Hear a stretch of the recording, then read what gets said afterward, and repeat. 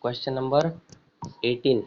A block of mass 1 kg is pushed up a surface inclined to horizontal at an angle of 30 degree by a force of 10 Newton parallel to the inclined surface as shown in the figure. The coefficient of friction between block and the incline is 0.1. If the block is pushed up by 10 meter along the incline, then the work against gravity is. तो work done against gravity निकालना है हमें। पहले तो question में क्या बताया है देखिए, इस तरह से एक इंक्लाइंड है, इंक्लाइंड प्लेन है।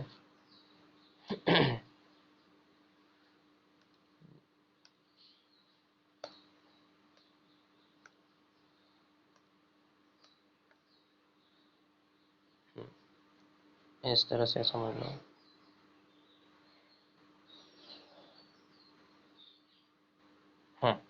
इस तरह से एक इंक्लाइंड प्लेन है, इसके ऊपर रख दिया है एक ब्लॉक।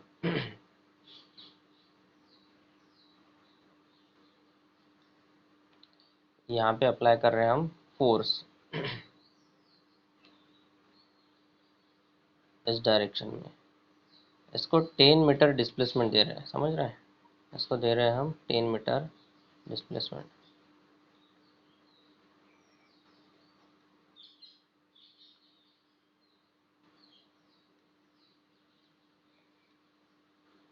यहाँ पे रहेंगी नॉर्मल रिएक्शन और ये mg एक्ट होगा डाउनवर्ड में। इसका एक कंपोनेंट यहाँ पे रहेगा mg का, बस ठीक है।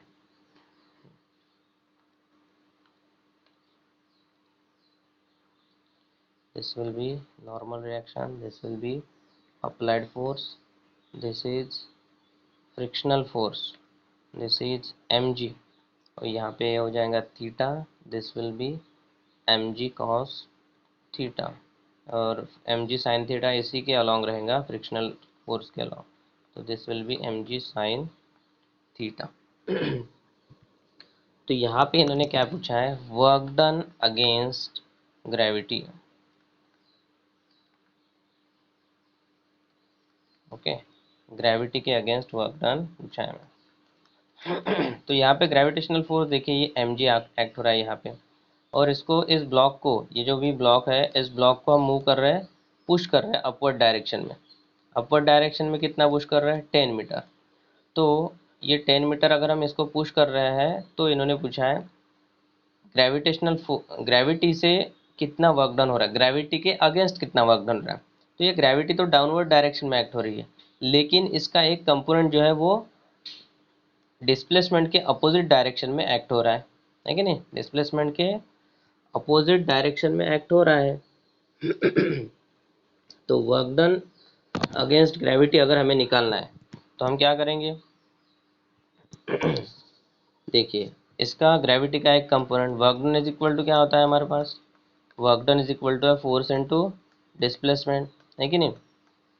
तो वर्क डन अगेंस्ट ग्रेविटी निकालना है, मीन्स ग्रेविटेशनल फोर्स के अगेंस्ट वर्क डन निकालना है। तो ग्रेविटेशनल फोर्स का यहाँ पे एक ही कंपोनेंट है, mg साइन थीटा, है कि नहीं, mg sine theta into displacement. तो डिस्प्लेसमेंट को चलो मैं लिख लेता हूँ, डिस्प्लेसमेंट s, तो mass into gravity into sine theta, ठीक है। Theta is equal to 30 degree given है क्वेश्चन में, आप अच्छे से पढ़िए। Theta is equal to given है 30 डिग्री। तो मास इज इक्वल टू है 1 kg into gravity is equal to कितनी लेंगे हम, 10 into sine 30 into displacement is equal to, question में गिवन है 10 मीटर, तो इज इक्वल टू ये 10 इंटू 10 हो गया 100, 100 into sine 30 is equal to कितना होता है, साइन 30 इज इक्वल टू होता है 1/2, तो इंटू 1/2, देयरफॉर आंसर कितना है हमारा 50 न्यूटन, 50 जूल होगा, ये 50 joule, work done will B 50 joule है ऑप्शन में, ऑप्शन नंबर बी है इसका answer. Okay,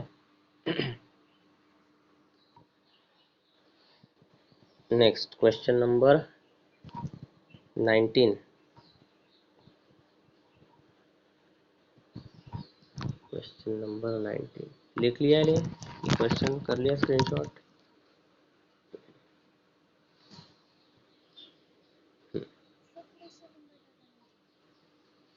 yes, question number, this was question number 18.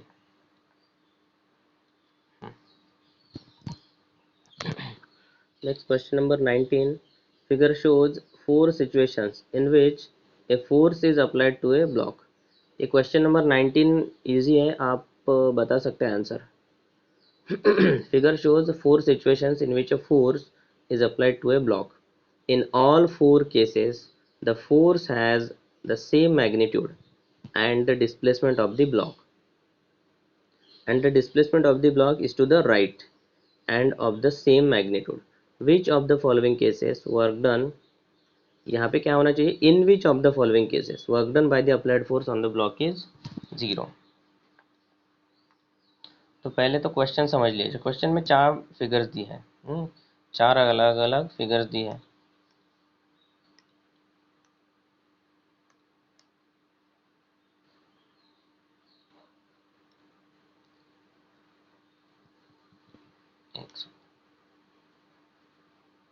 यहाँ पे ये इस तरह से है, थर्ड डायग्राम इस तरह से कुछ. ब्लॉक सेम है, इतना कंसिडर कर लीजिए. अभी डायग्राम में सेम नहीं भी दिख रहे होंगी तो दो चारों के चारों ब्लॉक्स सेम है, सेम मास के, इतना आपने कंसिडर कर लेना है. चलो ओके, ये हो गया. यहाँ पे इस डायरेक्शन में फोर्स अप्लाई किया है, यहाँ पे अप्लाई किया इस डायरेक्शन में फोर्स, यहाँ पे अप्लाई किया इस डायरेक्शन में, ठीक है. और यहाँ पे इस तरह से कुछ इंक्लिनेशन पे दिया, इस तरह से. ये दोनों हॉरिजॉन्टल है, one is in left direction and another in, ये दोनों हॉरिजॉन्टल है. इंक्लिनेशन नहीं है यहाँ पे कुछ भी, दिख रहा है लेकिन इंक्लिनेशन नहीं है यहाँ पे कुछ भी, ठीक है. तो इस तरह से चार डायग्राम दिए हैं. उन्होंने पूछा है किस डायरेक्शन में अप्लाइड फोर्स से जो वर्क डन हो रहा है वो 0 होगा, ये उन्होंने पूछा है, ठीक है. This is 1, this is 2, this is 3 and this is 4. तो क्वेश्चन में क्या बताया है, ये ब्लॉक सेम है, चारों कंडीशन में ये ब्लॉक सेम है. इनकी साइज अलग अलग दिख भी रही है डायग्राम में, तो थोड़ा वो मेरे डायग्राम की मिस्टेक है. डायग्राम सभी इसमें सेम है block. In all four cases the force has the same magnitude. Force का मैग्नीट्यूड सेम है चारों केसेस में. Means F1 is equal to F2 is equal to F3 is equal to F4. चारों cases में force same है. यहाँ पे apply किया है, बाद में यहाँ पे, नेक्स्ट कंडीशन में यहाँ पे, और लास्ट कंडीशन में यहाँ पे अप्लाई कर दिया है. And the displacement is of the block is to right. चारों ही केसेस में ब्लॉक का डिस्प्लेसमेंट राइट में ही हो रहा है. डिस्प्लेसमेंट राइट केस में, राइट डायरेक्शन में हो रहा है. यहाँ पे भी राइट में हो रहा है, यहाँ पे भी राइट में, यहाँ पे भी राइट में, और यहाँ पे भी राइट डायरेक्शन में हो रहा है, ठीक है. Which of the following cases, in which of the following cases work done by the applied force on the block is 0. तो किस कंडीशन में work done by the force 0 रहेगा, फर्स्ट, सेकेंड, थर्ड या फोर्थ. चलो बताइए answer. इसमें scalar product का formula use करेंगे तो आंसर आ जाएगा, या फिर यहाँ पे सिंपल लॉजिक भी लगा सकते हैं, बता सकते हैं. चलो मैं ही बता देता हूँ. यहाँ पे देखिए, work done is equal to, यहाँ पे डिस्प्लेसमेंट जो हो रहा है राइट डायरेक्शन में हो रहा है, डिस्प्लेसमेंट हो रहा है राइट डायरेक्शन में. तो यहाँ पे फिगर नंबर 2 में देखिए, डिस्प्लेसमेंट राइट में है लेकिन फोर्स लेफ्ट में है, तो यहाँ पे वर्क डन रहेगा निगेटिव में, है कि नहीं. Work done will B negative, मतलब इसके अगेंस्ट है, फोर्स के अगेंस्ट है. डिस्प्लेसमेंट इस डायरेक्शन में और फोर्स इस डायरेक्शन में. वर्क डन जो है वो अपोजिट डायरेक्शन में हो रहा है. यहाँ पे वर्क डन हो रहा है अप्लाइड के डायरेक्शन में, तो यहाँ पे पॉजिटिव रहेगा, है कि नहीं, इसी डायरेक्शन में हो रहा है. और यहाँ पे भी देखिए, यहाँ पे इसका एक कंपोनेंट तो इस डायरेक्शन में रहने वाला है, मीन्स एक कंपोनेंट डिस्प्लेसमेंट के डायरेक्शन में मिल रहा है हमें, है कि नहीं, इस तरह से. या फिर हाँ, ऐसा भी अगर हम रिजॉल्व करते हैं इसको, अगर इस तरीके से भी रिजॉल्व करते हैं तो वर्क डन अगेंस्ट मिलेगा, लेकिन 0 तो नहीं मिलेगा. यहाँ पे देखिए, इस कंडीशन में फोर्स और डिस्प्लेसमेंट दोनों की डायरेक्शन अपोजिट है, तो वर्क डन निगेटिव मिलेगा. यहाँ पे फोर्स और अप्लाइड फोर्स और वर्क डिस्प्लेसमेंट सेम डायरेक्शन में, तो वर्क डन पॉजिटिव में मिलेगा। यहाँ पे एक कंपोनेंट इसका अपोजिट में है, तो यहाँ पे भी वर्क डन निगेटिव में मिलेगा। लेकिन ये देखिए यहाँ पे ये फोर्स जा रहा है अपवर्ड डायरेक्शन में, इस तरह से। ऑप्शन नंबर डायग्राम नंबर 1 में देखिए, इस तरह से अगर ब्लॉक है, डिस्प्लेसमेंट इस डायरेक्शन में हो रहा है और फोर्स लगा रहे हैं हम यहाँ पे, तो इसका कोई लेना देना नहीं है, इसका कोई लेना देना नहीं है डिस्प्लेसमेंट के साथ, है कि नहीं। तो इसलिए यहाँ पे वर्क डन इस कंडीशन में ज़ीरो रहने वाला है। इसको फॉर्मूला बेस पे भी समझ सकते हैं हम। Work done is equal to होता है हमारे पास force into displacement into cos theta. ठीक है, तो यहाँ पे कॉस थीटा कितना है, डिस्प्लेसमेंट और फोर्स के बीच का एंगल कितना है, 90। तो therefore cos 90 equals to कितना होता है, 0। Therefore work done will be equals to 0। Okay, समझ गया ये। दिस वॉज क्वेश्चन नंबर कौन सा था ये, 19। चलिए next.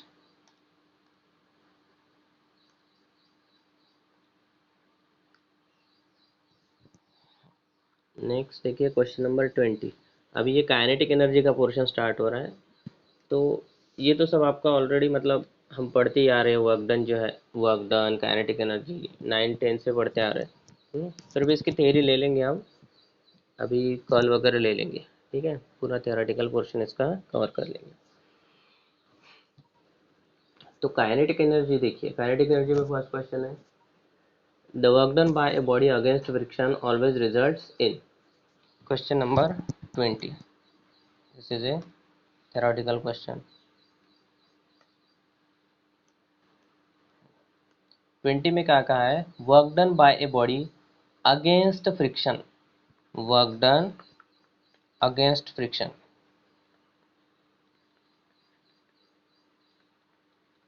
Work done against friction always results in, always results in.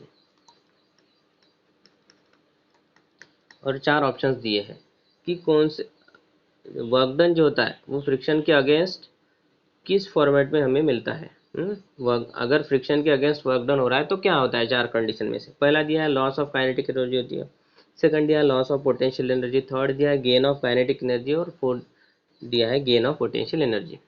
तो क्या होगा बताइए मुझे।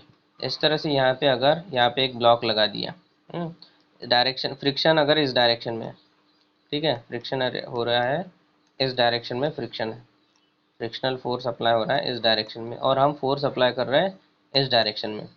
तो क्या होगा, काइनेटिक एनर्जी कम होंगी कि पोटेंशियल एनर्जी कम होंगी कि काइनेटिक एनर्जी गेन होंगी, उसकी काइनेटिक एनर्जी बढ़ेंगी क्या कि कम होंगी, या पोटेंशियल एनर्जी कम होंगी या बढ़ेंगी। तो 4 में से एक बताना है आपको। चलिए बताइए आंसर।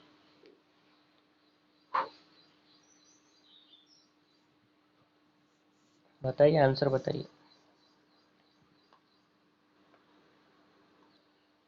देखिए चारों ऑप्शन में से देखिए, पहला दिया है काइनेटिक एनर्जी। काइनेटिक एनर्जी का फॉर्मूला क्या है, 1/2 mv²। तो मास तो कांस्टेंट है, 1/2 भी कांस्टेंट है। तो फ्रिक्शन के अगेंस्ट अगर वर्क डन हो रहा है, इस डायरेक्शन में फ्रिक्शन से और इस डायरेक्शन में वर्क डन हो रहा है, तो ऑब्वियसली वेलोसिटी कम होंगी, है कि नहीं, वेलोसिटी कम होने वाली है। तो काइनेटिक एनर्जी का लॉस हो रहा है ना, काइनेटिक एनर्जी कम होंगी, वेलोसिटी की वैल्यू कम हो रही है, तो 1/2 mv² की भी वैल्यू कम होंगी। काइनेटिक एनर्जी यहाँ पे लॉस हो रही है। ऑप्शन नंबर ए है इसका आंसर। नेक्स्ट इसमें और 3 ऑप्शंस दिए हैं, इसमें और 3 ऑप्शंस दिए, loss of potential energy, loss of potential energy. Loss of potential energy होता है अगर इस तरह से इंक्लाइंड प्लेन में है तो, लेकिन इसने वर्ड क्या यूज़ किया है, ऑलवेज। ऑलवेज तो हमेशा होता है क्या, नहीं। हॉरिजॉन्टल प्लेन पे अगर रखा है तो पोटेंशियल एनर्जी में कोई फर्क नहीं पड़ेगा। पोटेंशियल एनर्जी क्या है हमारे पास, mgh। तो इसमें हाइट में तो कोई फर्क नहीं पड़ रहा है अगर हॉरिजॉन्टल प्लेन पे है तो ऑलवेज ये वर्ड यूज़ किया है, इसलिए ऑप्शन नंबर बी हमारा आंसर नहीं हो सकता। ऑप्शन सी क्या है, गेन ऑफ काइनेटिक एनर्जी। तो gain of kinetic energy, kinetic energy बढ़ने वाली तो है ही नहीं, क्योंकि फ्रिक्शन क्या करता है, वेलोसिटी कम कर देता है। वेलोसिटी अगर कम हो रही है, वेलोसिटी अगर कम हो रही है तो काइनेटिक एनर्जी ऑब्वियसली कम ही होने वाली है। नेक्स्ट कहा है गेन ऑफ पोटेंशियल एनर्जी। तो गेन ऑफ पोटेंशियल एनर्जी भी नहीं हो सकता, work done against frictional force, यहाँ पे हो सकता है अगर इंक्लाइंड प्लेन इस तरह से यहाँ पे फ्रिक्शन एक्ट हो रहा है और हम ब्लॉक को यहाँ से स्लाइड करते करते अगर यहाँ पे लेके जा रहे हैं तो हाइट बढ़ रही है, लेकिन यहाँ पे हाइट 0 थी, यहाँ पे हाइट बढ़ रही है, तो गेन ऑफ पोटेंशियल एनर्जी होने वाली है, लेकिन ऑलवेज नहीं। इसने ऑलवेज वर्ड यूज़ किया है, तो ये तो पॉसिबल नहीं है, ऑलवेज नहीं होता। अगर इंक्लाइंड प्लेन के ऊपर रखा है ब्लॉक तो ही होने वाला है, ठीक है। हॉरिजॉन्टल में रखेंगे तो गेन भी नहीं होगा पोटेंशियल एनर्जी और लॉस भी नहीं होने वाला, ठीक है। तो दिस वाज क्वेश्चन नंबर 20। तो आंसर है इसका option number A, loss of kinetic energy.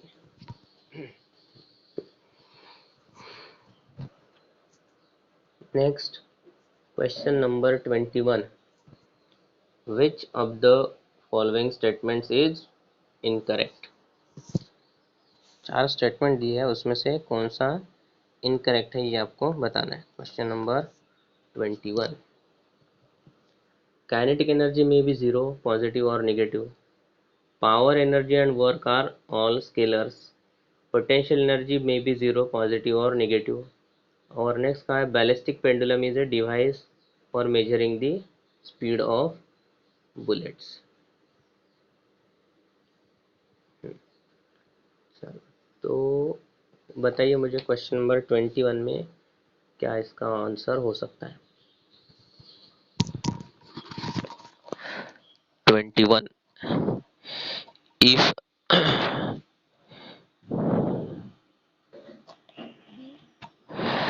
Power energy नहीं, इनकरेक्ट वाला स्टेटमेंट पूछा है इसने। ऑप्शन नंबर बी तो करेक्ट है, पावर लो, एनर्जी लो या वर्क लो, तीनों के तीनों स्केलर क्वांटिटीज है, ठीक है। इसका आंसर रहेगा option number A, kinetic energy में भी 0, पॉजिटिव और नेगेटिव। काइनेटिक एनर्जी नेगेटिव नहीं रह सकती, ठीक है। काइनेटिक एनर्जी नेगेटिव नहीं रह सकती क्योंकि काइनेटिक एनर्जी का फॉर्मूला है हमारे पास हाफ एम वी स्क्वायर, और यहाँ पे जो यूज़ होता है दैट इज मैग्नीट्यूड यूज़ होता है, वेलोसिटी का मैग्नीट्यूड यूज़ किया जाता है। तो काइनेटिक एनर्जी 0 हो सकती है, वेलोसिटी अगर 0 रहेंगी तो काइनेटिक एनर्जी पॉजिटिव हो सकती है, लेकिन काइनेटिक एनर्जी निगेटिव नहीं हो सकती क्योंकि यहाँ पे जो है वेक्टर नहीं यूज़ किया, यहाँ पे यूज़ किया है मैग्नीट्यूड, वेलोसिटी का मैग्नीट्यूड, ठीक है। जो भी रहेगा वेलोसिटी 2 मीटर पर सेकंड है, 3 मीटर पर सेकंड है, वो यूज़ किया। तो काइनेटिक एनर्जी जो है 0 हो सकती है, पॉजिटिव हो सकती है, but can not be negative, okay. बाकी ये चारों ऑप्शंस, बाकी तीनों ऑप्शंस करेक्ट है। Next question number 22, question number 21 के बाकी भी देख लीजिए ऑप्शन। पोटेंशियल एनर्जी में भी 0, पॉजिटिव और निगेटिव। तो पोटेंशियल एनर्जी निगेटिव में हो सकती है। यहाँ पे अगर इस तरह से ब्लॉक रखा है अर्थ सरफेस पे और इसको हम लेके जा रहे हैं डेप्थ में, तो हाइट यहाँ पे मिल रही है हमें निगेटिव में, तो पोटेंशियल एनर्जी निगेटिव हो सकती है, पॉजिटिव भी रह सकती है हाइट अगर ऊपर है तो, और पोटेंशियल एनर्जी 0 भी हो सकती है, ठीक है। इस पर्टिकुलर हाइट पे अगर रखा है हमने तो यहाँ पे पोटेंशियल एनर्जी 0 रहेंगी, है कि नहीं। यहाँ से अगर हम मेजर कर रहे हैं हाइट की तो यहाँ पे भी 0 हो सकती है। नेक्स्ट देख लीजिए question number 23, a truck and a car 22 छूट गया है ना। If the force acting on a body is inversely proportional to its speed then its kinetic energy is.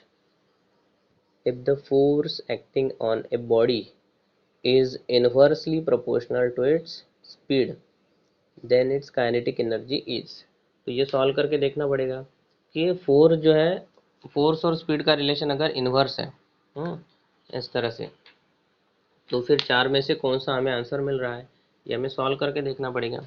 देखो इसने क्या दिया है, दिस इज क्वेश्चन नंबर 22। यहाँ पे इन्होंने दिया है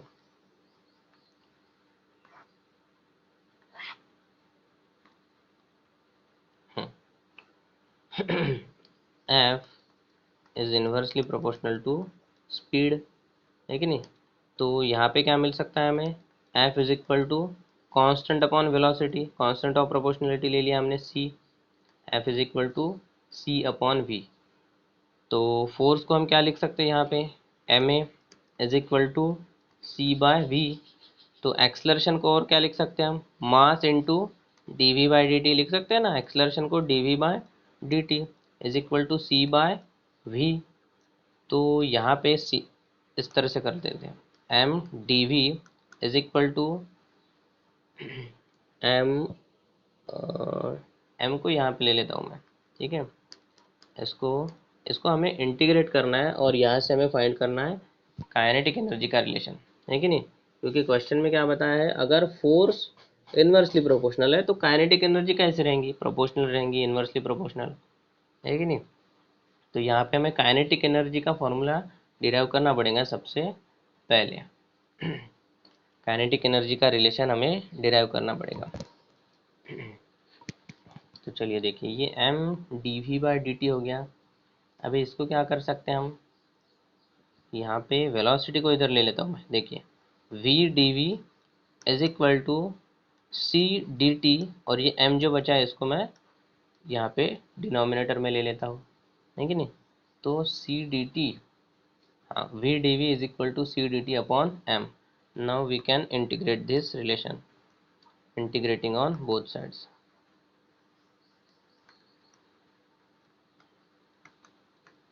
क्या मिल रहा है हमें, वी डी वी का इंटीग्रेशन क्या हो जाएगा, V square by two is equal to, ये तो कांस्टेंट है सी, तो सी को बाहर ले लिया मैंने, और एम भी कांस्टेंट है, इसको भी बाहर ले लिया। डी टी का इंटीग्रेशन, तो integration of D T means क्या होता है, इस तरह से होता है, integration of one D T. तो integration of one D T मिल जाएगा हमें टी, है कि नहीं। Integration of one D T मिल गया हमें टी। तो देखिए यहाँ पे ये m को अगर इस साइड ले लिया मैंने, तो ये क्या मिल रहा है, M V square by two is equal to C into T. अभी इस फॉर्मूला को ऑब्जर्व करो, ये क्या बन गया, ये काइनेटिक एनर्जी का फॉर्मूला बन गया, half M V square is equal to C T. तो यहाँ से क्या मिल रहा है हमें, ये तो कांस्टेंट है, तो यहाँ से हमें मिल रहा है half M V square is directly proportional to T, है कि नहीं। C is the constant of proportionality. तो देयरफॉर ये फॉर्मूला काइनेटिक एनर्जी का, therefore kinetic energy is directly proportional to T है। ऑप्शंस में है ऑप्शन नंबर ए, है कि नहीं, ऑप्शन नंबर ए है गिवन, ठीक है। चलिए नेक्स्ट,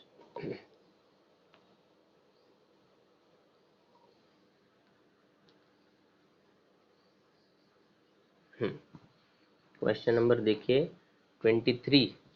क्या कहा इन्होंने 23 में,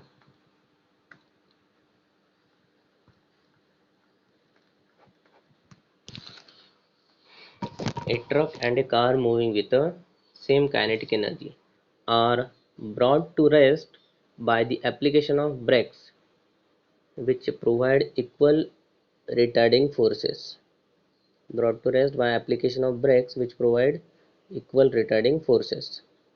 Which of them will come to rest in a shorter distance? Which of them will come to rest in shorter distance? तो देखिए इस तरह से समझो,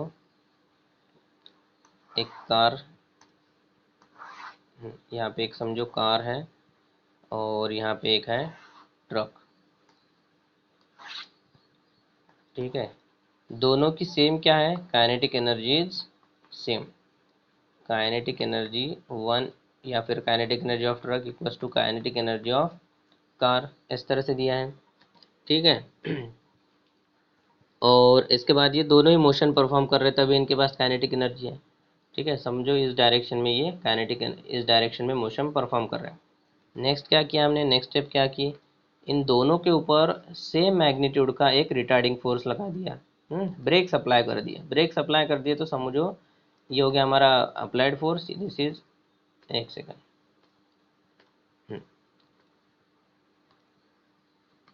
this will be applied force, ये बोथ हो गए अप्लाइड फोर्स। और इसके ऊपर हमने एक लगा दिया retarding force, suppose this is frictional force. Break apply करने के बाद क्या होता है, फ्रिक्शन ही अप्लाई होता है ना, तो यहाँ पे ये हो गया फ्रिक्शनल फोर्स, तो एफ एंड स्मॉल एफ, ठीक है। तो इन्होंने पूछा है which of them will come to rest in a shorter distance. तो दोनों में से, ये अगर समझो ट्रक है और ये है कार, तो दोनों में से कौन सा shortest distance will come to rest in a shorter distance. दोनों में से कौन सा कम डिस्टेंस में रेस्ट में आने वाला है, ये उन्होंने पूछा है। तो देखिए काइनेटिक एनर्जी दोनों की ही सेम है, और हमारे पास क्या होता है, हमने एक थ्योरम देखा है, वर्क एनर्जी थ्योरम देखा है ना। वर्क एनर्जी थ्योरम बताया था मैंने आपको, ये यूनिट स्टार्ट किया तभी बताया था, वर्क एनर्जी थ्योरम। तो वर्क एनर्जी थ्योरम हमें क्या बताता है कि work done by all the forces is equal to change in kinetic energy. ठीक है, ये आप समझ लीजिए, work done by all forces is equal to change in kinetic energy.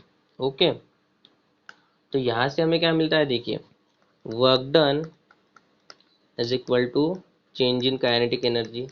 तो यहाँ पे देखिए इनकी काइनेटिक एनर्जीज सेम है, तो वर्क डन को मैं क्या लिख सकता हूँ, फोर्स इनटू डिस्प्लेसमेंट, है कि नहीं, is equal to change in kinetic